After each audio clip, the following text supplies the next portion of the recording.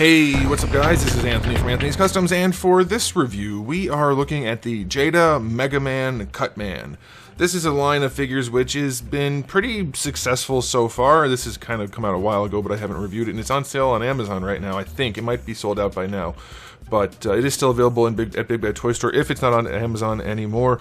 But it's a figure that I think a lot of people wanted, wanted to fill out the Mega Man roster. And this line is not an impressive line in like a general sense because they're relatively inexpensive figures. They're not made to a super high standard, but they do get the job done in a great way. Not everything has to be a super high-end product. You might prefer that, but this is definitely a fun line at a good price with a good enough product to justify it. So we're going to review it. So let's go ahead and get him off the stand and take a closer look.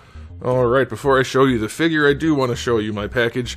As usual, Jada does not disappoint with the packaging. Nice big window, figure front and center, colorful packaging, character artwork there. Orange is a little bit darker here, which I think would have benefited the figure, but that's not a huge deal. Sprite there, and then a basic photo there, nothing special. But yeah, it's a good package, and they do have a little bit of a window on the top. I don't know if these companies do it on purpose, but I know people who collect on the card do appreciate it because it lets light in the package a little bit better, having that window on the top. So that's appreciated by me for those who care. I don't do the whole packaging thing, so it doesn't really matter to me personally, but I'm here for you guys. Alright, this guy stands at the top of his head, not counting his little cutter thingy because that wouldn't be good for scaling purposes.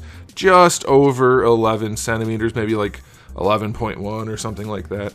And that's going to make him pretty close to, let's say, 4 3/8. Here he is up against a Marvel Legends figure. I think you could probably consider that in scale, at least well enough. Here he is up against a Street Fighter figure. Man, that line, every time I touch this figure, it's just like, holy crap. I'm sorry, I didn't even plan to talk about it. I just grabbed it because it's the same size as the Jada Ryu, but I think it's the one most people are going to want to buy. There you go, there's the scaling. Gosh, every time I look at that Storm Arena line, it's like, can they just make everything now? Anyway, let's do a question of the day. Are you guys into the Mega Man line? Are you collecting the full roster? Are you just getting Mega Mans? Are you just getting the bad guys? Do you want all of them? I want all of them, just for nostalgia. Like, they're not a super high-end line, like I said before.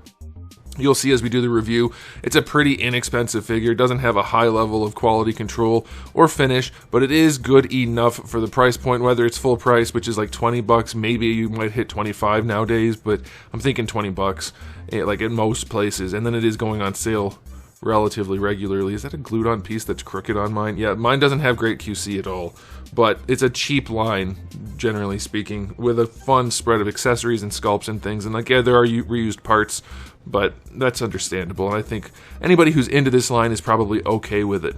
Would I personally prefer a little bit of a higher end product for a little bit of a markup? Yes. Because I have to put this on my shelf. Like, it's not always about getting the most you can for the cheapest amount of money. I want to get the most I can for whatever I pay for the figure, and I would rather that be like a $5 bump for this figure, so that we have better QC and that kind of thing. But I know a lot of people want them to just be cheap and good enough, and so that's a perfectly valid pricing strategy too. So let me know. Let's do that too. Where do you guys fall? Like, would you rather it be as cheap as possible where it's still worth owning? Or would you rather it be somewhere above that where it's a reasonable price, a decent price, but a good product still? Like, obviously the product has to be good for the money, but do you want it as low as possible, or do you want a higher end product for a little bit more money? I'm just curious how you guys fall on that. I know some people, they want everything to be a $500 product, and that's not me. I don't need that. But like 25 bucks, if I think these are standard 20. I think 25 bucks would be nice just to bump up that QC a little bit, that kind of thing. All right, so let's get into it for the aesthetic. We do have some shading. There's a little bit of shading on his crotch. It's not super obvious because of the glossiness on at least the boots and the arms. But there is shading here. There is shading on the boots. It's super, super faint. It's most noticeable on the butt and the crotch, but it is there. And he does have the white paint and the orange paint and the gray paint, and it's all good enough. Like I said, it's not a high-end product, but it's enough. It's okay. The eyes are clean enough. It is metallic where it needs to be metallic. We do have the shiny plastic for the boots and for the forearms, not for the hands, which I think makes sense. I'm not the biggest Mega Man buff, but I'm pretty sure that makes sense because the hands are like gloves and these are like armor. So yeah, that's pretty good, and the head is glossy. which is questionable. I don't know. Like, you guys can decide if you like the levels of glossiness in the different places, but the different finishes do make it look nice, and especially with the metallic cutter thingy.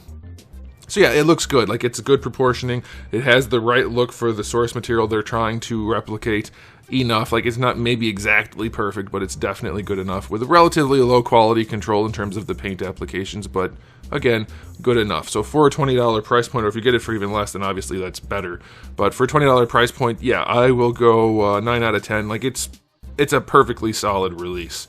To go back to the thing about price points and quality, like, this is, I think, is a pretty good sweet spot. I would like it bumped up a little bit more, but it's definitely more along the lines of what I want compared to, like, the Jakks Pacific Sonic and that kind of stuff, where they're fairly, not the new movie ones where they're actually really good, but the cheaper figures that are like $10. I don't really have a use for those in my collection. These are probably the minimum of what I would want to do for quality. Okay, on to the accessories. We have the alternate head, so we have the mean face, and then we have the smiling face, which I'm pretty sure is the one everybody's going to want to use. The cutter thing is interchangeable. You just pop it off, put it on the head, and then you do get a stand for the cutter, because that's also his accessory that he throws, which is cool. I like that. The cutter does have a hinge. That's nice. The cutter's maybe a little bit bulkier than it should be, but I'm guessing they looked at the source material and it's actually right. So, I don't know. It just seems kind of long in the hinge area, but whatever. No big deal. And then 2 fist hands, and then you get your open hand also to make it look like he's throwing the cutter, and you get one to make it, I guess that's for like holding or relax. I don't know. 2 hands, 2 extra hands. Good spread of accessories for the price point, 9 out of 10. Now, as far as articulation goes, we have some ball pegs going on, which does allow for some range of motion. That's pretty nice, but the neck itself, I can't get that lower joint to do much. I don't know if it's stuck. Let me just see here.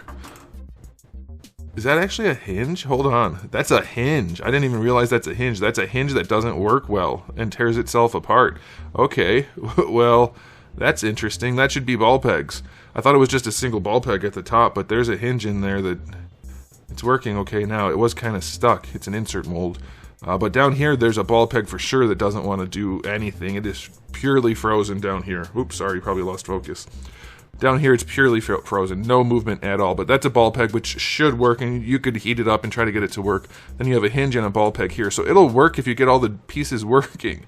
It'll have plenty of range, but even on just that one ball peg at the top with that hinge, I'll probably be fine. But I can get it to work anyway. So yeah, like I said, low quality control. There's the cutting motion, so you get that. That's cool.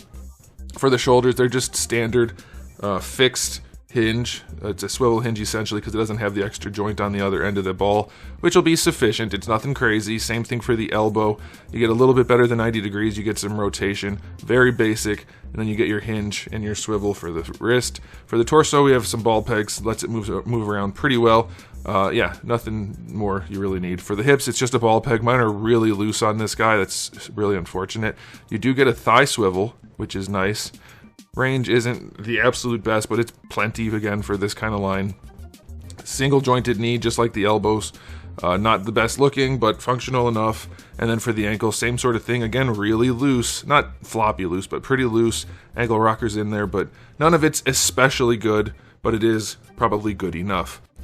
So I'll give the articulation for this guy, assuming you get all the joints functional, that they're not stuck, and that yours isn't super loose. Like, mine's probably going to be okay. This one hip is pretty dang loose, though.